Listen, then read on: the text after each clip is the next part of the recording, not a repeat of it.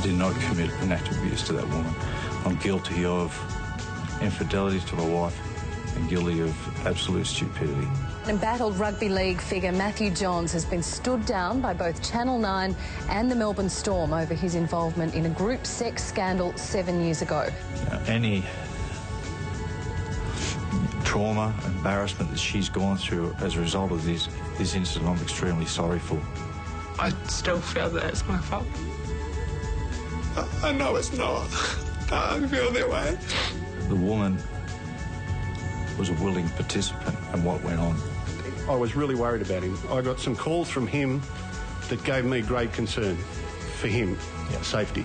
It's very important for sporting organisations across the country to show leadership and in demonstrating proper respect towards women. Treasurer Wayne Swan says his second budget is the most challenging since the Great Depression. Carefully crafted to bolster employment now, construct a solid foundation for future growth. We've got to deal with the reality of this recession now, pump as much into the economy right now, but provide a sustainable budget over the period ahead. That's what we've tried to do. I believe we've got the balance right. The hardest decision that we had to make was to have the resolve and the courage to make these savings for the future. Hey, when you talk to Joe, ask him how much debt he supports, how much deficit he supports. Our deficit would be smaller. How much? Consider it. Well, I'll give you a figure as a starting point, at least $25 billion smaller. Never was an election promise given more emphatically and then broken so brazenly. A Japanese Airlines flight has been grounded in Los Angeles after it was found to be carrying some extra luggage.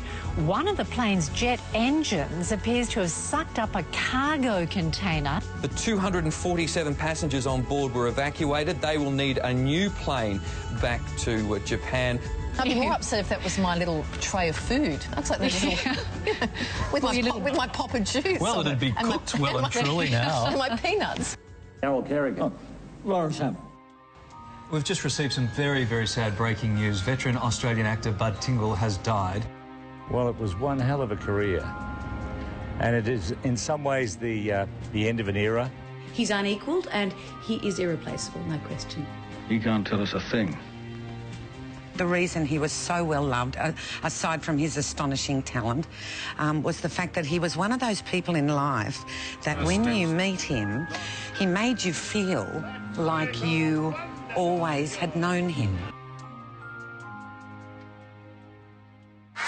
Sunrise returns tomorrow from 6 a.m.